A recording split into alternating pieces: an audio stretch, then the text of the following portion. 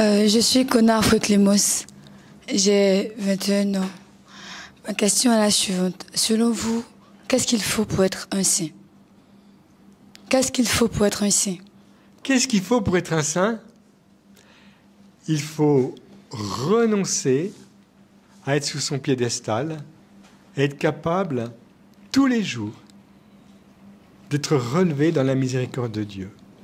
Quand je me lève le matin, je dis « Seigneur, donne-moi toujours l'absolution. » Et viser la mort à soi-même, tous les jours. Renoncer à ma recherche, à mon ego. Renoncer à être à la première place. Renoncer à être apprécié, à être vu. Renoncer à tout ce qui satisfait le moi. Seigneur, je préfère être un saint comme pécheur pardonné, entraînant avec moi une multitude, que d'être un saint à mon mode à moi, qui ne colle pas du tout avec ta volonté de rejoindre les plus pauvres et les plus pécheurs, les plus malades.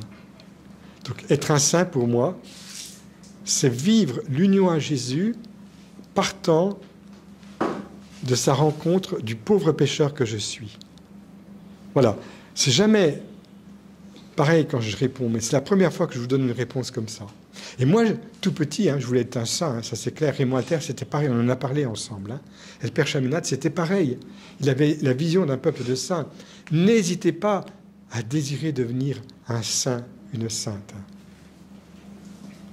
Parce que c'est Dieu qui fait les saints. C'est Dieu qui vous accomplit dans votre vocation d'union avec Jésus. Jésus et moi en lui, lui en moi. C'est bon? Moi, c'est Yao Onyi Samira. Mon père, je veux savoir pourquoi on doit prier avec les signes. Je sais que ce n'est pas une obligation, mais c'est une valeur qu'on nous inculque à l'église. Et puis on veut savoir l'importance de prier avec des signes. C'est des questions qui reviennent autour avec nos amis. Souvent, ils te voient, ils te font un chapelet à Sainte-Philomène, à qui te dit, mais Jésus a dit, nul ne passe par moi sans aller vers le Père. Il n'a pas dit, nul ne passe par les signes.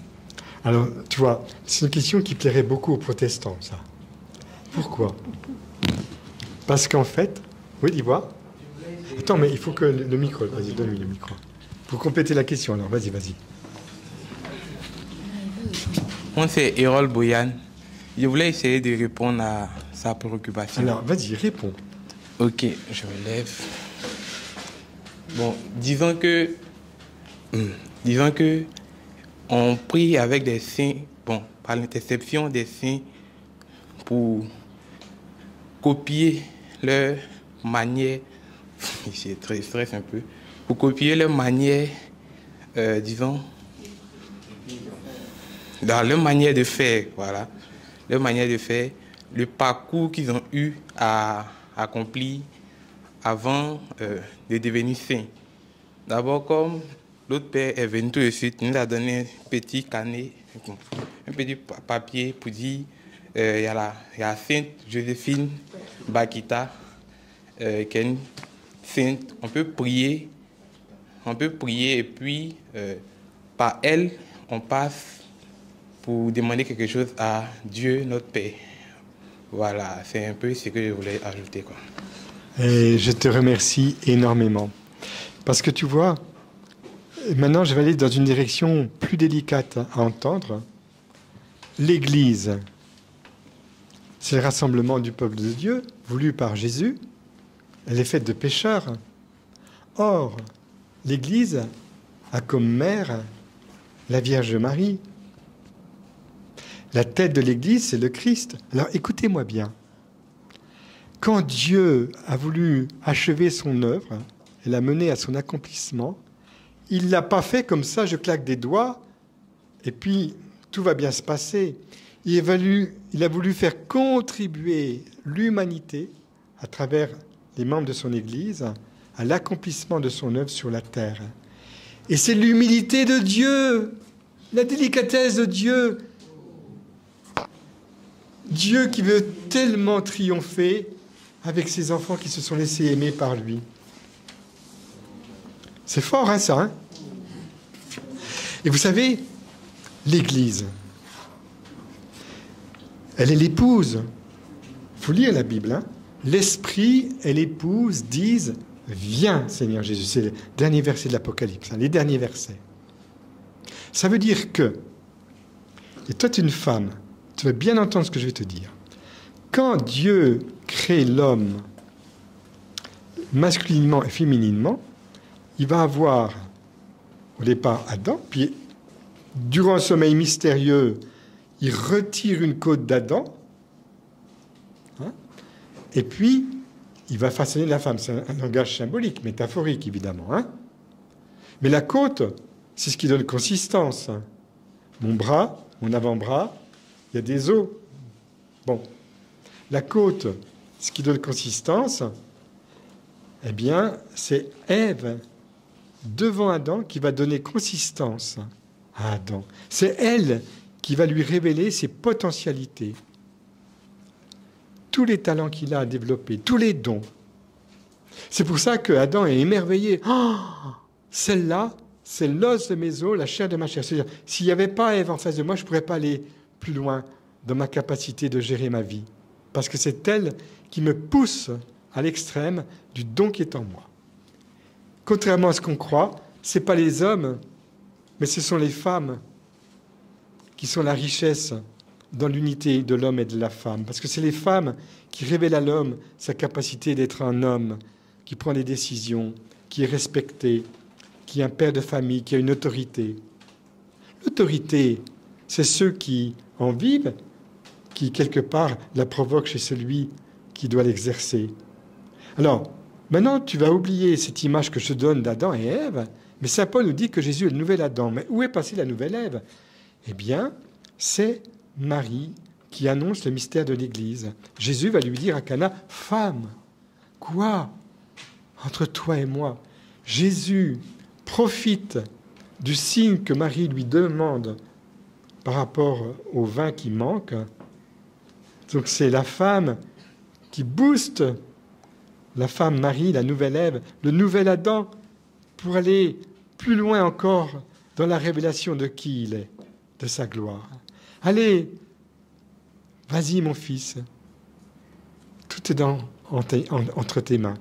Et Jésus, mais maman, je te confirme dans cette mission qui est la tienne, je ne te dis pas maman, je te dis femme, parce que tu es en face de moi le nouvel Adam, l'associé, la nouvelle Ève. Alors l'Église, c'est là que je veux en venir, elle est faite de saints qui sont autant d'expressions de Dieu à travers les hommes, à travers l'humanité sauvée et accomplie dans la sainteté.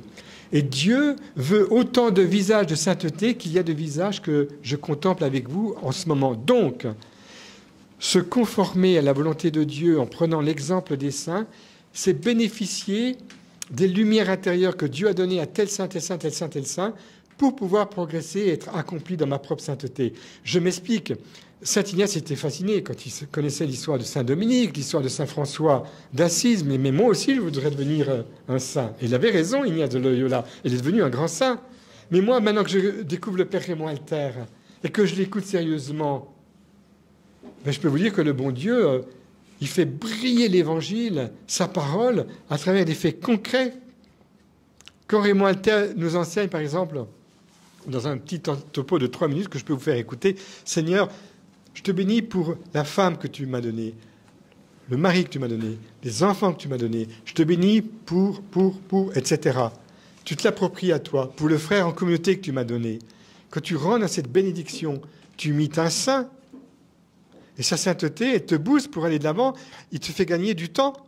Parce que tu comprends qu'avec lui, l'action de grâce, elle touche concrètement les personnes qui t'entourent. Et tu remercies Dieu. Et ça, c'est le drame des protestants, c'est qu'ils n'ont pas compris que parler en bien des saints et de l'Église, c'est parler en bien de l'œuvre de Dieu qui est tellement grand, tellement immense, qui nous dépasse tant, qu'il a besoin de tant de visages humains différents pour montrer une facette de sa sainteté. Et c'est honorer Dieu que d'apprécier ce qu'il a fait en Carlo Acutis, en Sainte Bakita. Vous voyez, dites-vous bien que les saints, ce sont comme dans une course, je prends une métaphore, de relais. on se passe le relais, puis toi, tu vas encore plus loin que lui. Lui, il est essoufflé, il va s'arrêter de courir, mais toi, tu cours après lui, il t'a passé le relais pour aller au but. Donc les saints, c'est très important. Quand tu pries le chapelet, mais évidemment que tu rentres dans la sphère intérieure de Marie, comme dit le pape François, la sphère mariale. Et là, chaque mystère médité, les 20 mystères qui s'ancrent sur la parole de Dieu, déjà, réjouis-toi combien de grâce, c'est la parole de Dieu. Hein. Tu es béni entre toutes les femmes, c'est la parole de Dieu. Mais en plus, chaque mystère, hein, l'annonciation, la visitation, les mystères douloureux, joyeux, etc., lumineux, bon, glorieux, eh bien tout cela, vécu dans le cœur de Marie, te fait exploser, mais éclater en lumière et en bénédiction, ce que par toi-même tu ne pourrais pas recevoir parce que tu n'es pas dans la qualité de Marie au niveau de son cœur. Hein. Donc, aimer Dieu dans le cœur de Marie, c'était de projeter dans une facilitation énorme dans ma relation avec Dieu. Énorme. Énorme. Tu comprends? Ça va, j'ai bien répondu?